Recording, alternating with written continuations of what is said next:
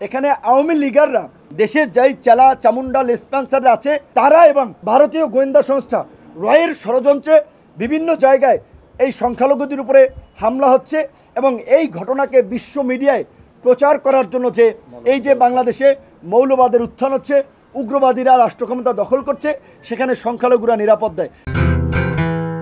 বিশেষ করে একটা কথা বিশেষভাবে উল্লেখ করা দরকার, হামলা হয়েছে মাশরাফির বাড়িতে, সেটা অনাকাঙ্ক্ষিত, আমরা নিন্দা জানাই, কিন্তু প্রচার করা হচ্ছে যে সংখ্যালঘু লিটন দাস।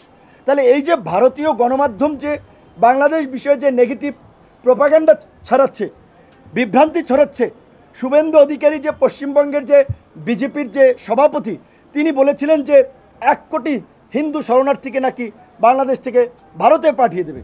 কোন কুলাঙ্গার এই দেশের একজন সংখ্যালঘুকে ভারতে পাঠাবে?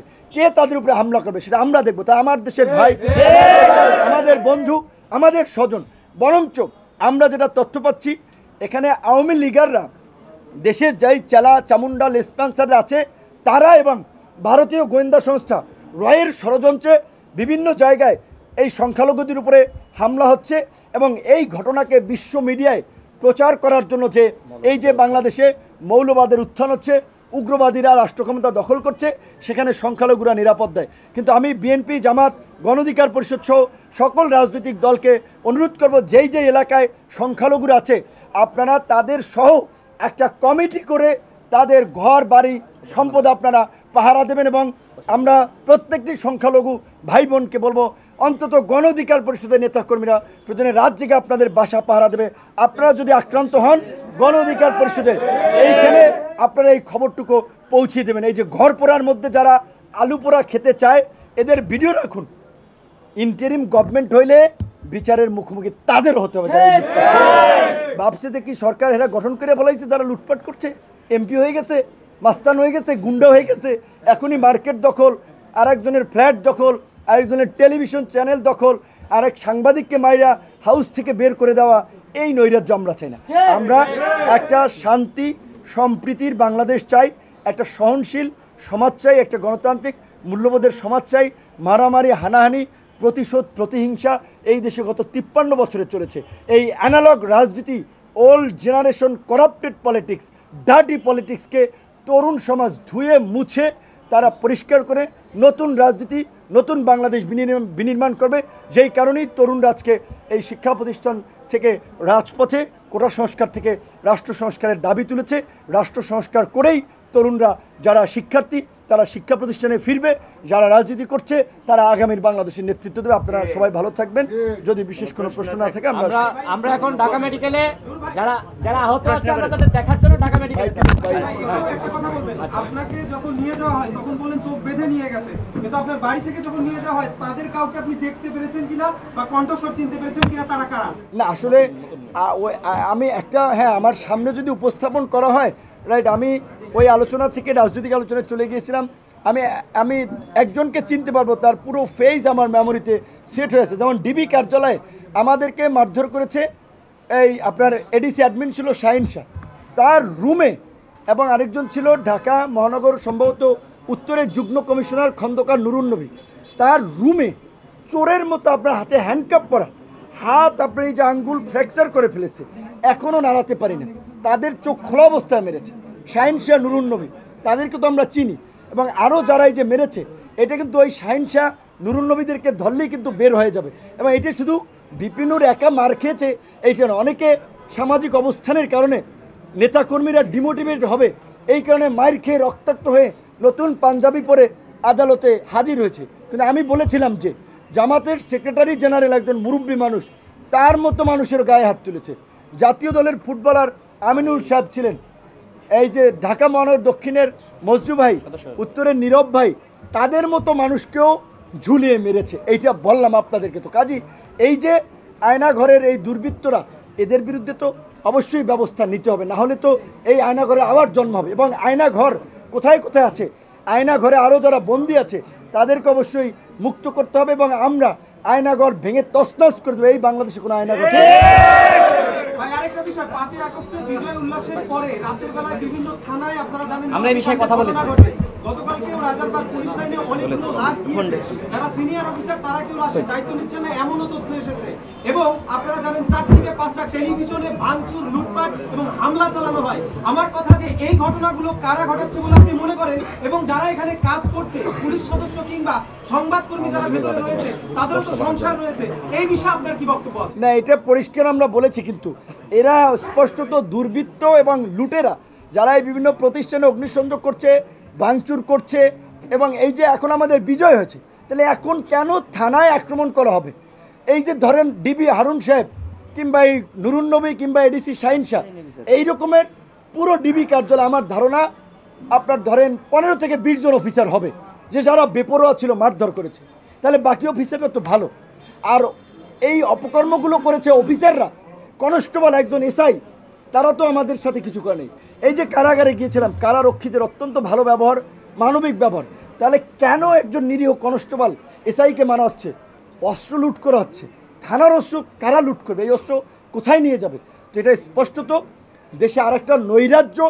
এবং এই ধরনের পরিস্থিতিতে আপনারা জানেন যে 75-এর পর বিভিন্ন কু পাল্টা কু হয়েছে, কাজেই এখনও কিন্তু কু পাল্টা কু, নতুন ষড়যন্ত্র হওয়ার সমূহ সম্ভাবনা রয়েছে। তাই আমি সমস্ত দেশবাসীকে বলবো, আমাদের সজাগ থাকতে হবে। অন্তর্বর্তীকালীন সরকার, আমরা প্রেসিডেন্টকে বলবো আজকের মধ্যে ঘোষণা দিতে, কারণ সরকার ঘোষণায় যত দেরি হবে তত ষড়যন্ত্র ডালপালা মিনবে, তত নানান ধরনের অনাকাঙ্ক্ষিত ঘটনা ঘটবে। আলোচনা মতামত তো দিয়েছেন, এখন কেন লেট করছে? এই লেট করার মধ্যে দিয়ে কিন্তু দুর্বৃত্তদেরকে সুযোগ দেওয়া হচ্ছে। জি,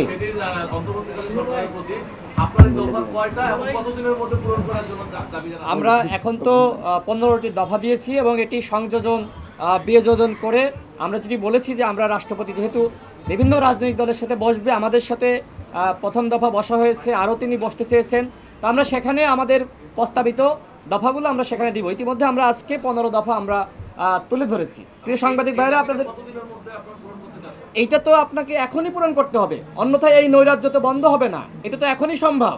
প্রধান নির্বাচন কমিশনারকে সরিয়ে দেন, স্পষ্ট প্রমাণ রয়েছে তিনি রাষ্ট্রের সাথে, জনগণের সাথে বেইমানি করেছেন। পুরো নির্বাচন কমিশন, তো এরকম যারা রয়েছে সাংবিধানিক প্রতিষ্ঠানে, প্রশাসনে, গোয়েন্দা সংস্থায় যারা দুর্বৃত্ত, ওই আপনার এরকম যারা অন্যায়কারী রয়েছে, তাদেরকে সরিয়ে দেন। এটা 2 দিনের মধ্যে সম্ভব। সুতরাং আমরা মনে করি এটা আগামী 48 ঘন্টার মধ্যে আমরা যে প্রস্তাবনাগুলো ইতিমধ্যে গণমাধ্যমের সম্মুখে জাতির সামনে হাজির করেছি, সেটি আগামী 48 ঘন্টার মধ্যে বাস্তবায়ন করতে হবে। অন্যথায় যেটি আমাদের সভাপতি বলেছে যে আমাদের নেতৃত্বে এই সকল দুর্বৃত্তদের, যারা এতদিন মানুষকে গুম করেছে, খুন করেছে, তাদেরকে দাঁত ভাঙা জবাব দেওয়া হবে। এবং নতুনভাবে যারা এখন লুটপাট করছে, অন্যায় করছে, সংখ্যালঘুদের উপর হামলা করছে এবং একই সাথে থানা ঘেরাও করছে, পুলিশ প্রশাসনের উপর হামলা করছে। গতকালও একজন পুলিশের ঊর্ধ্বতন কর্মকর্তা সহধর্মিনী আমার সাথে যোগাযোগ করেছে। তিনি বলছেন যে ভাই, আমার হাজব্যান্ড একজন সৎ অফিসার, আমার 2 জন মেয়ে, তাদেরকে নিয়ে আমি ঢাকা শহরে পালিয়ে রয়েছি। আমার হাজব্যান্ড রাজশাহীতে কর্মকর্তা, সেও পালিয়ে রয়েছে। তো এরকম পুলিশের মধ্যে অসংখ্য ভালো মানুষ রয়েছে। সুতরাং আমরা সকল পুলিশকে আমরা কখনোই দোষী বলতে পারি না। সুতরাং এটি বন্ধ করতে হবে এবং একই সাথে সংখ্যালঘুদের নিরাপত্তা দেওয়ার জন্য গণ অধিকার পরিষদ অন্তত সংখ্যালঘুদের পাশে রয়েছে। আমরা তাদেরকে অভয় দিয়ে বলতে চাই, কোথাও যদি সংখ্যালঘুদের উপর হামলা হয়, মন্দিরে হামলা হয়, আপনারা ভিডিও ধারণ করবেন, সিসিটিভি ক্যামেরায় অবশ্যই তথ্যপত্র থাকবে, আমাদেরকে জানাবেন। যারা এই হামলাকারী, প্রয়োজনে আমরা তাদেরকে প্রতিরোধ করব। প্রিয় সাংবাদিক ভাইরা, আমরা এই মুহূর্তে আমরা ঢাকা মেডিকেলে যাব এবং যারা আহত হয়েছে আমরা সেই আহত তাদেরকে আমরা দেখতে যাব।